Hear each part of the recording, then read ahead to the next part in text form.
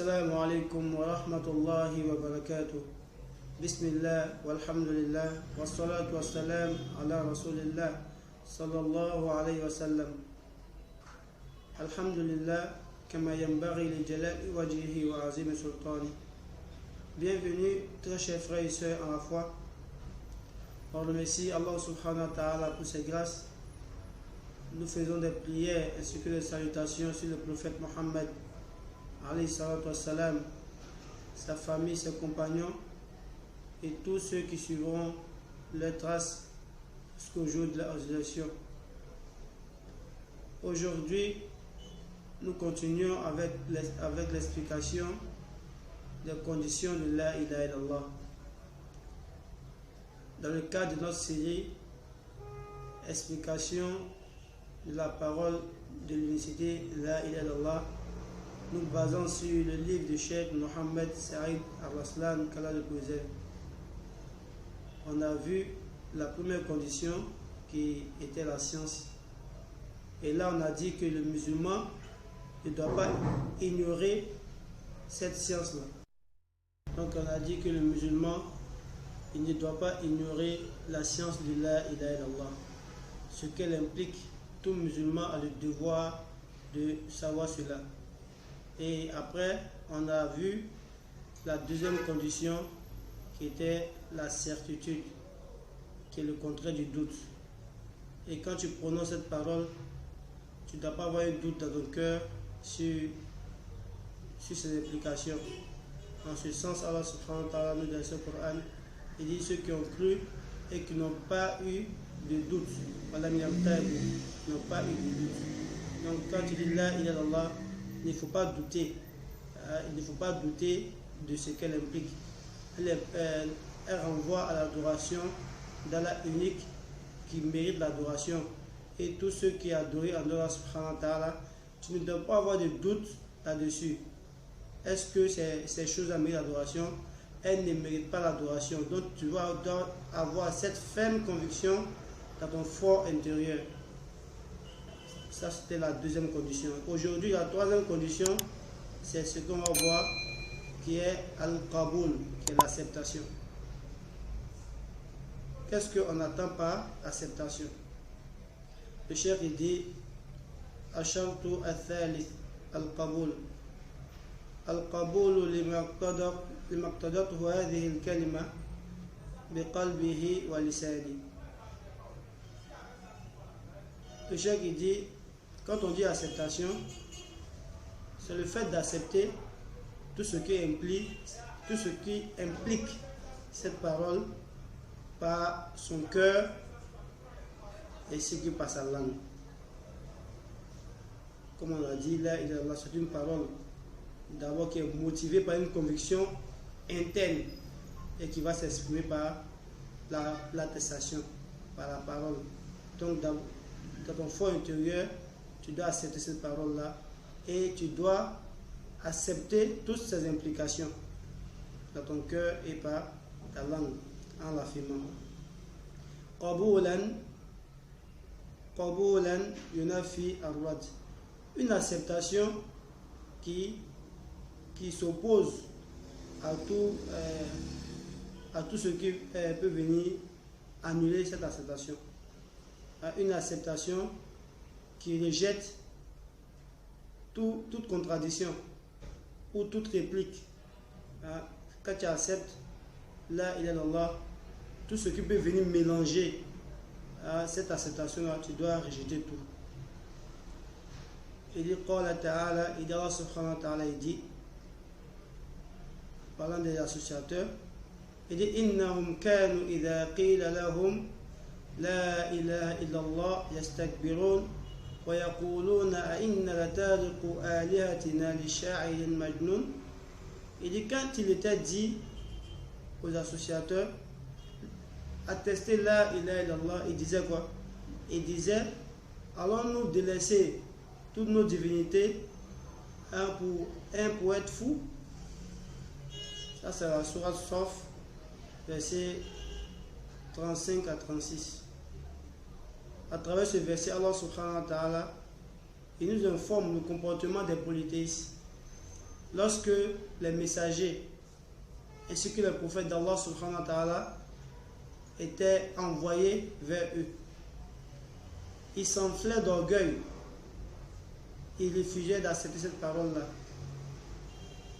Et ils traitaient les messagers d'Allah subhanahu wa ta'ala comme des personnes insensées.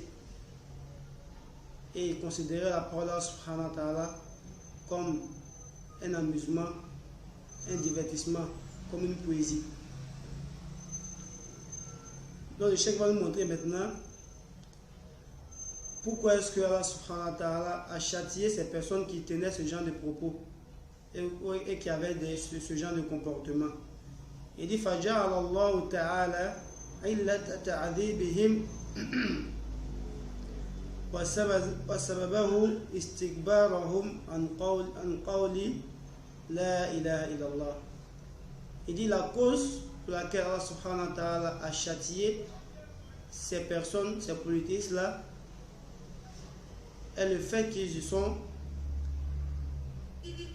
eu de l'orgueil lorsque on les invitait, les prophètes les invitaient à cette parole de la ilaha illallah, à l'adoration d'Allah subhanahu wa ta'ala seul, sans associé. Ces derniers s'enflèrent d'orgueil. Et puis, وَتَكْذِيبِهِمْ مَنْ جَاءَ بِهِ. Et aussi, parce qu'ils traitaient de mensonges, de menteurs, les messagers d'Allah subhanahu wa ta'ala qui étaient venus avec cette parole. فَلَمْ يَنْفُوا مَا نَفَتْهُ وَلَمْ يُثْبِتُوا مَا أَثْبَتَهُ. Il dit, ils se sont enflés d'orgueil lorsqu'on les invitait à la parole de la ilaha illallah. C'est le cas pour Abu Lahab. Lorsque le prophète sallallahu alayhi wa sallam est venu, il a réuni son peuple. Il les a dit, si je vous disais que derrière ces montagnes, il y a une armée qui venait vous attaquer, est-ce que vous allez me croire? Tous, en unanimité, ils ont dit, bien sûr qu'on va te croire.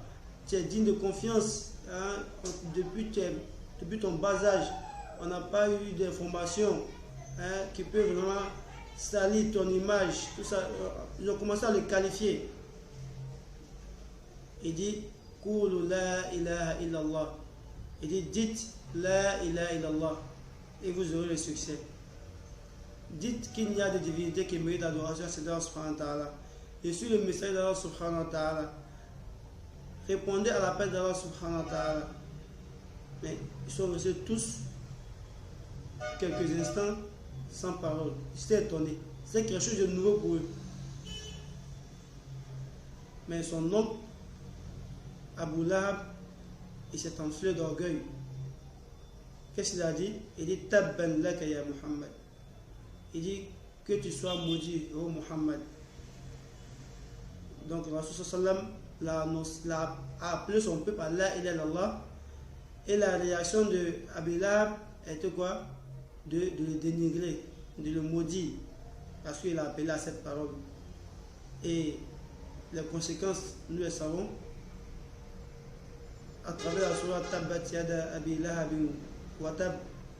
Allah subhanahu wa ta'ala a révélé ce verset pour défendre le prophète Mohammed sallallahu alayhi wa sallam, en même temps montrer le sort qu'attend Abu Lahab, le sort qu'attend Abu Lahab dans l'au-delà, et aussi montrer son rabaissement ici-bas, à ce bas monde, lui, sa femme ainsi que sa famille, parce qu'il s'est enflé d'orgueil lorsqu'il a été appelé à la ilaha illallah.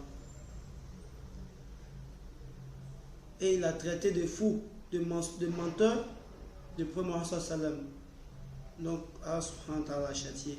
Donc, tous ceux qui ont précédé, parmi les peuples passés qui ont reçu des messagers, tous ceux qui ont eu ce genre de comportement, ils ont reçu des châtiments de la part d'Allah subhanahu wa ta'ala.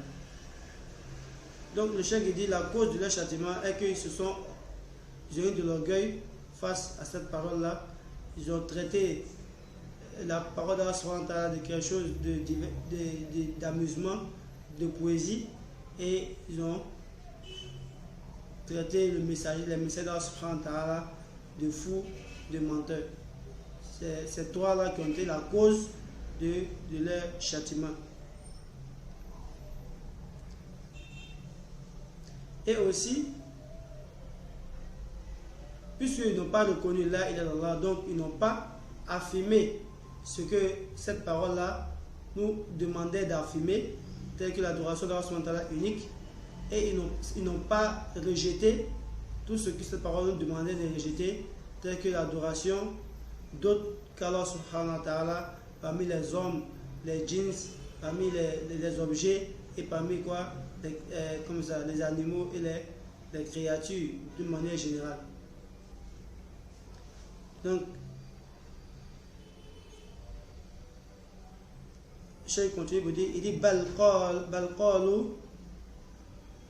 inqaran wastikbaran aja'ala al-alihata ilahan wahida inna hadha la shay'un ajib la shay'un ujab فانطلق الملأ منهم أن امشوا واصبروا على آلهتكم إن هذا لشيء يراد. Il dit, mais plutôt, ils n'ont pas accepté la parole, mais qu'est-ce qu'ils ont dit comme réponse à cette parole? Ils ont dit, avec orgueil, avec mépris, ces prophètes-là, ils ont rendu toutes nos divinités là à une seule divinité. Ça, c'est quelque chose d'étonnant. هذا شيء عجاب.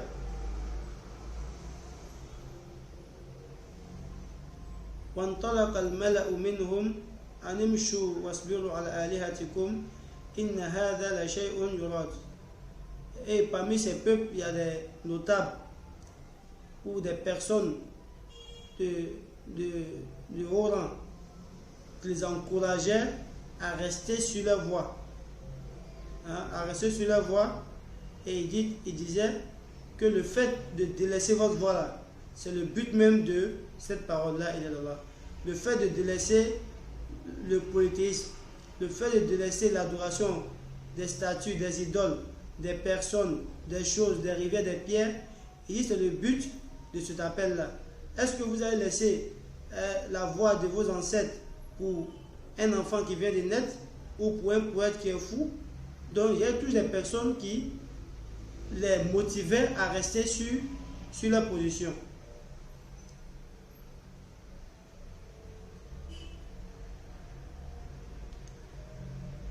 Il continue, il dit ما سمعنا بهذا في ملة الآخرة إن هذا إلا اختلاق.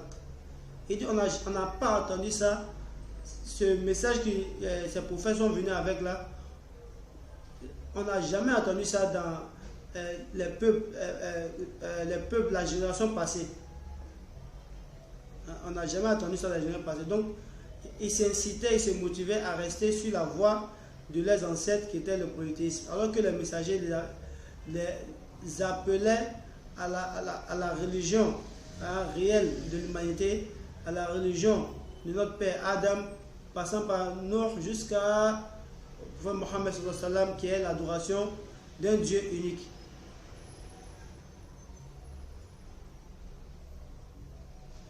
Là c'est la sourate Sod, verset 5 à 7. وقالوا ها هنا أئنا لتارك آلهتنا لشاعر مجنون. Il dit c'est après cela qu'ils ont dit nous avons laissé nos divinités pour un poète fou, après avoir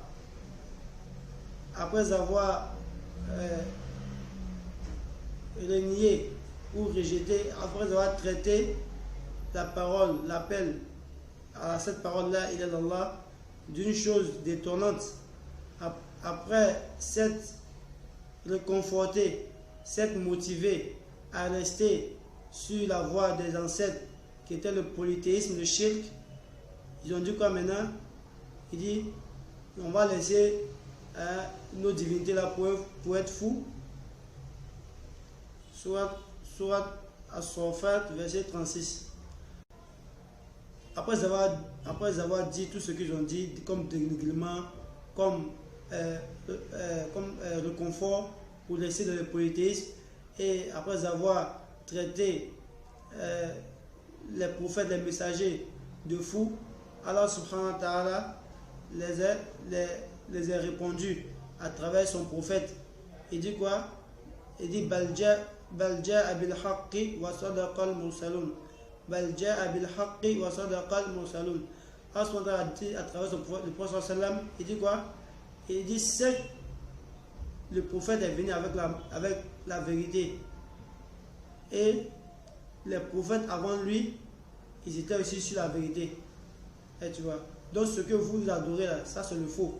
Mais ce dont le prophète vous appelle vers, c'est ça qui est la vérité. L'adoration d'Allah subhanahu wa ta'ala, seul, unique, sans associé. Donc à travers tous ces versets, on voit que en tout temps, en toute époque, il y a des personnes qui se plaisent dans le polythéisme. Il y a des personnes qui, lorsqu'on les rappelle, on les annonce la bonne nouvelle, qui est l'adoration d'Allah subhanahu wa ta'ala, seul sans associé, qui est le but même de la création, tu vas trouver des personnes qui vont te sortir des choses pour justifier leurs pratiques. Et cela est à constater dans notre société aujourd'hui. Tu vois quelqu'un qui fait des actes qui relèvent du shirk akbar, tu donnes le conseil, il va aller te soulever un dalil qui n'a pas queue ni tête pour dire non, voilà c'est pourquoi j'ai fait tes pratiques. On dit le prophète sallam te dit de ne pas adorer autre que lui, de ne pas te confier à autre que lui, de ne pas te remettre à autre que lui. Et toi tu te trouves quelqu'un, un cheikh là-bas, à qui tu vas expliquer tous tes problèmes et en qui tu espères qu'il résout tes problèmes, mais qu'est-ce que tu es en train de faire qui est différent de ce que des polythéistes du temps du prophète sallam et des autres prophètes? C'est pas les mêmes intercessions là, c'est pas les mêmes intermédiaires que vous mettez entre vous. Ah, eux savaient que ces idoles là n'étaient pas Dieu, mais ils disaient quoi? On les prend quoi? Afin qu'ils nous rapprochent d'Allah subhanahu wa ta'ala.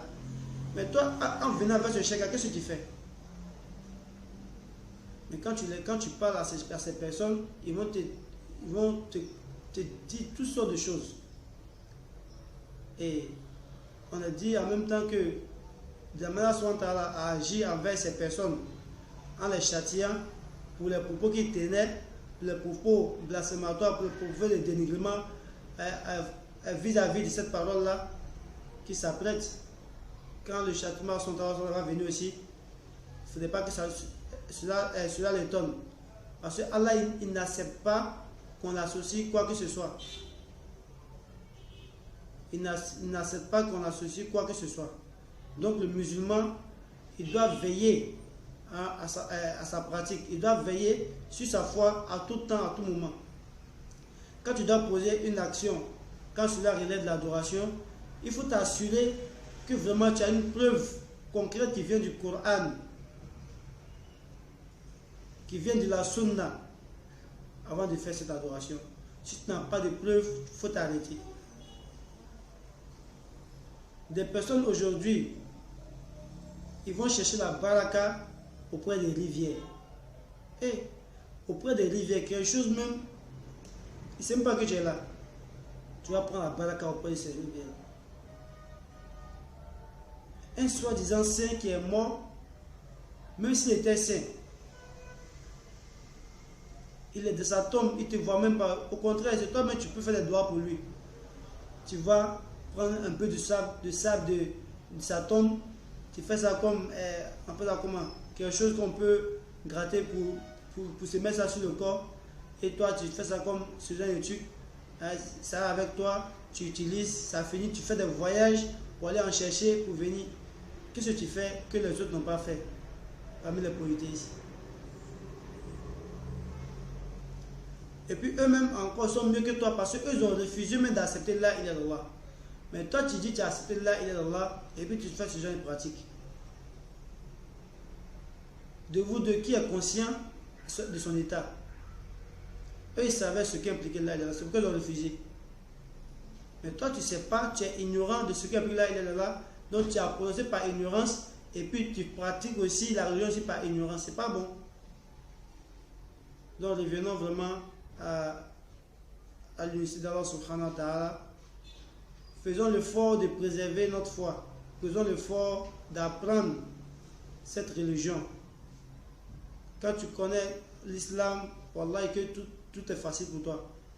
Mais c'est quand tu ignores les principes de base de la religion, ce qu'Allah subhanahu wa ta'ala n'aime pas, ce qu'il aime.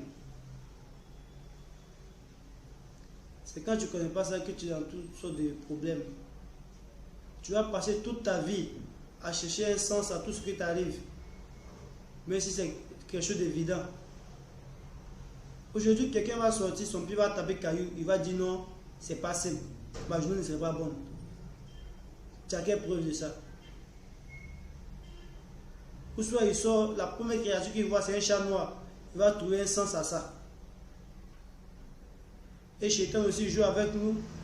Quand on sort que notre pied gauche tape un objet, il sait que dans notre société, ici en Afrique, là, il y a cette superstition qui est là. Donc du coup,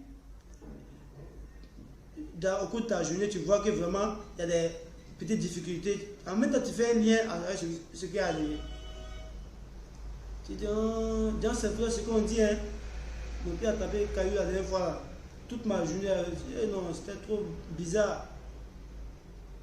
J'étais en train de jouer avec nous parce qu'on est né dans cette culture là. On a grandi dedans, donc c'est ancré dans notre arrière. Hein? Penser là-bas, dans notre background, c'est dedans là-bas.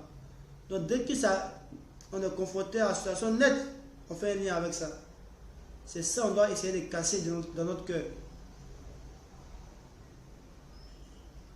Les superstitions, les coutumes avec des shirks, les talismans, tout ça, c'est des choses à bannir. Et même les talismans qu'on fait, même si c'est autorisé, est-ce que tu sais ce qu'on écrit là-dedans? Est-ce que c'est le nom d'Allah réellement qui est dedans? Il y a plein de questions que tu dois te poser. Est-ce que tu n'as pas escroqué, même il n'a rien écrit dedans, il n'a même qu'une feuille blanche dedans? Tu n'es même pas curieux d'ouvrir pour voir il y a quoi dedans.